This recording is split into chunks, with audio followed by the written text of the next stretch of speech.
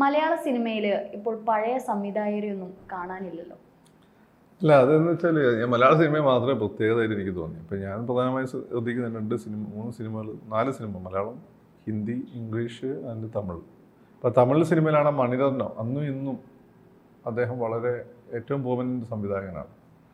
ഹിന്ദിയിലാണെങ്കിൽ പിന്നെ നമ്മുടെ ഉണ്ടല്ലോ പിന്നെ ഷാരൂഖ് ഖാനെ കൊണ്ടുവന്ന് യാഷ്രാജ് പ്രൊഡക്ഷൻസിൽ അങ്ങനെ മരിക്കുന്നവരെ അങ്ങനെ സിനിമ എടുത്തു. എനിക്ക് ചിലപ്പോൾ പെട്ടെന്ന് പേര് തോന്നും.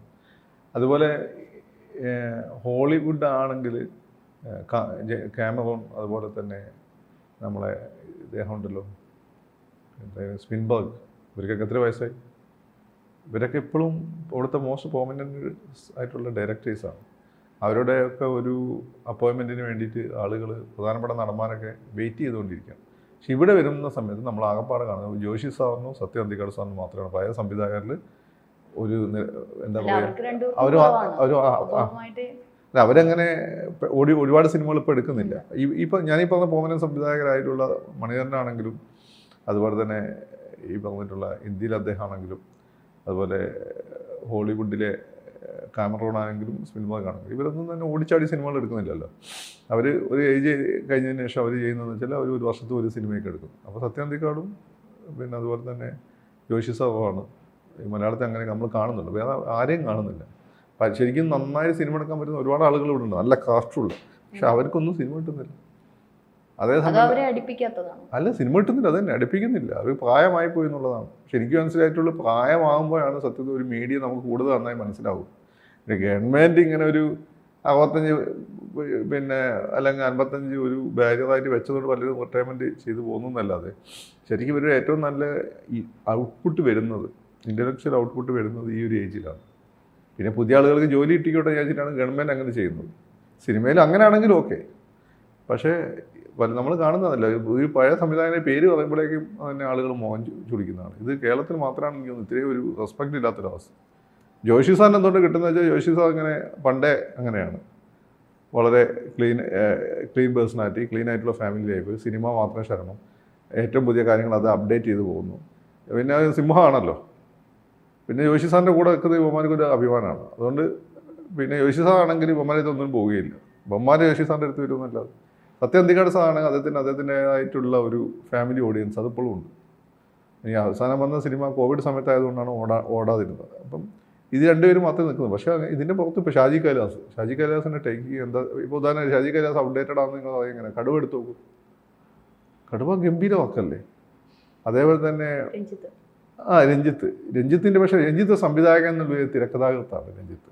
രഞ്ജിത്ത് പത്മരാജനൊക്കെ സംവിധായകൻ എന്ന ഇത് വലിയ വിജയമായിട്ട് എനിക്ക് തോന്നിയിട്ടില്ല. അവർ ഗംഭീര തിരക്കഥാകൃത്തുക്കളാണ്, അങ്ങനെ മനസ്സിലാക്കണം. അവർ ഗംഭീര തിരക്കഥാകൃത്തുക്കളാണ്.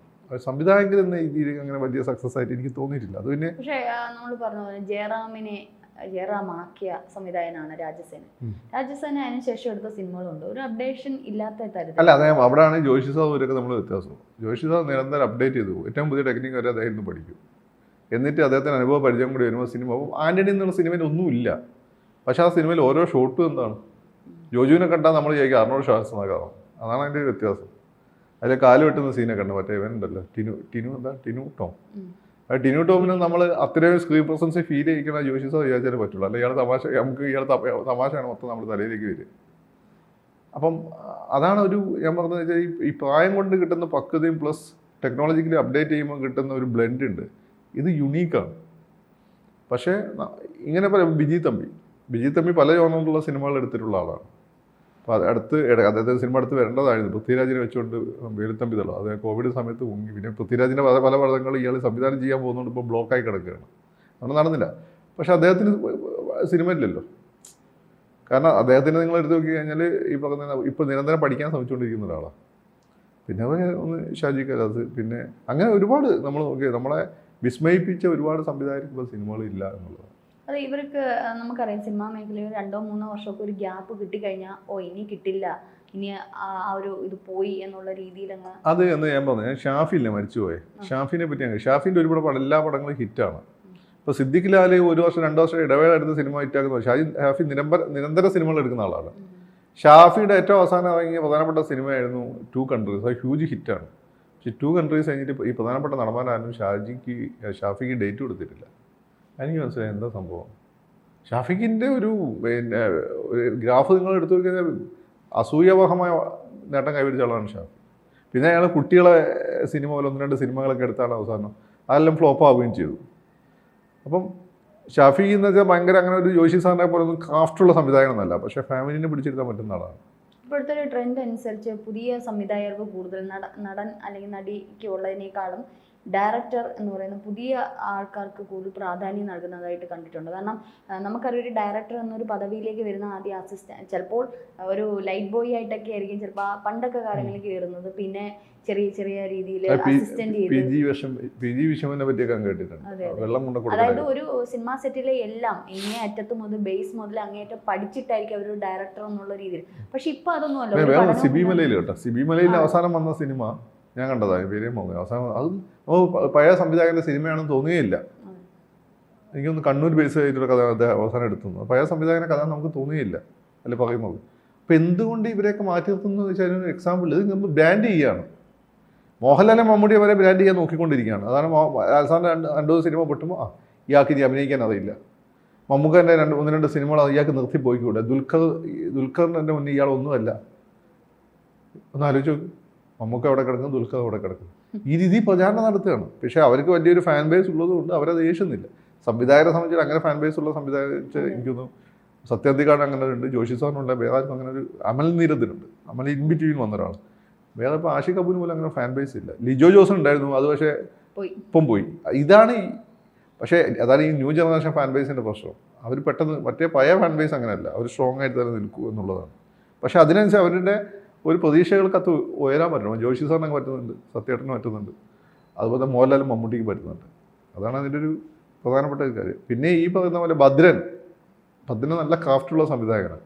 പക്ഷെ ഭദ്രൻ്റെ പ്രശ്നം ഞാൻ കേട്ടത് ഭദ്രൻ തന്നെ ഭയങ്കര ചിലവാണ്. ഭദ്രൻ പെർഫെക്ഷനിസ്റ്റാണ്. അപ്പോൾ അതുകൊണ്ട് ഭദ്രൻ ആദ്യം ഒരു പ്രശ്നം ഉണ്ടായിരുന്നു. അപ്പോൾ അതാണ് ഭദ്രൻ്റെ ഒരു പ്രോബ്ലം. അതുകൊണ്ട് ഭദ്രനെ എടുത്ത് ഞാനൊന്നും പറയാം. പക്ഷേ ബാക്കി പല ആളുകൾ വളരെ സിമ്പിൾ, രചിത വേഗത്തിൽ സിമ്പിളായി പെട്ടെന്ന് സിനിമകൾ എടുത്ത് കൊടുക്കുന്ന ആളാണ്. ഇപ്പം ഞാൻ പറഞ്ഞില്ല, ഇയാളുണ്ടല്ലോ സിദ്ദിഖ് ലാലിൻ്റെ അവസാനത്തെ 2 സിനിമ ഫ്ലോപ്പായിരുന്നു. അവസാനത്തെ ഒന്ന് ഫുക്രി ഫ്ലോപ്പാകാൻ കാരണം സിദ്ദിഖിൻ്റെ പ്രശ്നമല്ല, അതിൻ്റെ ക്ലൈമാക്സ് വേറെ ഒന്നായിരുന്നു. അതായത് ജയസൂര്യ പറഞ്ഞ് മാറ്റിപ്പിച്ചു, അല്ലോ ചേട്ടാ അടുത്ത എൻ്റെ വേറെ സിനിമയിൽ ഇതേ ഒരു ഫാൻറ്റസി ക്ലൈമാക്സ് ആണെന്ന് അതൊന്നും മാറ്റിച്ചു. എങ്കിൽ പോലും പടം ഒരു തോടി. ലാസ്റ്റ് വന്ന സിനിമ എന്ന് വെച്ചാൽ നല്ല ഒരു അദ്ദേഹം മറ്റേ സൽമാൻ ഖാനൊക്കെ വെച്ച് മറ്റേ സിനിമ എടുത്തതിന് ശേഷം എടുത്തിട്ടുള്ളൊരു ബോളിവുഡ് ടൈപ്പ് സിനിമയായിരുന്നു. നല്ല ക്രാഫ്റ്റും ഒക്കെ ആയിരുന്നു, കഥയും കുഴപ്പമില്ല, പുതുമ ഉണ്ടായിരുന്നു. പക്ഷെ ആ സിനിമ ഓടിയില്ല. സിനിമ ഓടാതിരിക്കാൻ കാരണം അദ്ദേഹം തന്നെ പറഞ്ഞിട്ടുണ്ട്, അത് ബാംഗ്ലൂർ നടക്കേണ്ട ഒരു കഥയായിരുന്നു, അത് ഇവിടെ കൊണ്ടുവച്ച് വെച്ചതാണ് സിനിമയ്ക്ക് പറ്റിയൊരു പ്രശ്നം. ബാംഗ്ലൂർ ബേസ്ഡ് ആയിട്ട് എടുത്താൽ മതിയായിരുന്നു. അത് മാത്രമല്ല അതിനൊരു പ്രോബ്ലം എന്ന് വെച്ചാൽ ഈ അദ്ദേഹത്തിൻ്റെ ഒരു ലേഡീസ് ആൻഡ് ജെന്റിൽമാൻ തൊട്ട് അദ്ദേഹത്തെ ഡീഗ്രേഡ് ചെയ്യാനുള്ള ശ്രമം. എന്നുവെച്ചാൽ അദ്ദേഹത്തിൻ്റെ സിനിമ കണ്ട് വളർന്നു, ഇതൊന്നും നല്ല തമാശ, ഇതൊന്നും നല്ല സിനിമ. ഇപ്പോൾ നമുക്ക് സിനിമയെ പറ്റി എല്ലാം അറിയൂ. സിദ്ദിഖ് ലാലിനൊക്കെ സിനിമയെ പറ്റിയുള്ള ഡെഡിക്കേഷൻ എന്ന് വെച്ചാൽ ഈ സൗബിൻ്റെ വാപ്പയൊക്കെ പറയുന്നേക്കണം. എന്നുവെച്ചാൽ അവർ ഫാസിൽ സാറിൻ്റെ കസ്റ്റൻ്റ് ആയ സമയത്ത് രാത്രി ഇവർ ഷൂട്ട് ചെയ്യുന്ന ഉറങ്ങിയത് അന്ന് മൊത്തം സിനിമയെ പറ്റി ചർച്ചയാണ്. എന്നിട്ട് ഈ സൗബിൻ്റെ വാപ്പ പ്രൊഡക്ഷൻ കൺട്രോളായി ഫാസിൽ സാറിൻ്റെ, അങ്ങനെ ഇതൊക്കെ കേട്ടുകൊണ്ടിരിക്കും. അപ്പം അങ്ങനെ നന്നായി മനസ്സ് പറഞ്ഞു എന്നാണ് അങ്ങനെ പറയുന്നത്. ഇവന്മാർ കാലന്മാരാണ്. അപ്പം ഇത്രയും ഡെഡിക്കേഷൻ, എന്നിട്ട് ഇവരങ്ങനെ വലിയ ബുദ്ധിമുട്ടൊന്നും സഹിച്ചിട്ടില്ല. ഫാസിലിൻ്റെ ബന്ധുവാണ് സിദ്ദിഖ്, അത് പിന്നെയാണ് അറിയുന്നത്. അപ്പോൾ അതുകൊണ്ട്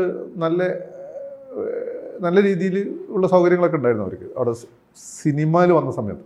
പക്ഷേ എന്നിട്ട് ഇവർ ഒരു വിശ്വാസം ഉണ്ടല്ലോ, സിനിമയിൽ രക്ഷപ്പെടണമെങ്കിൽ കോടമ്പാക്കത്തെ പാലം നടന്നു കയറണം, പൈപ്പ് വെള്ളം കുടിക്കണം, ഇവർ അതുപോലെ തന്നെ റൂഫിൽ കിടന്ന് ഉറങ്ങണം, ഇവരതൊക്കെ ചെയ്തിട്ടുണ്ട്. എന്നിട്ട് അത്രയും ഡെഡിക്കേഷനാണ് ഇവർക്ക് സിനിമയോട്.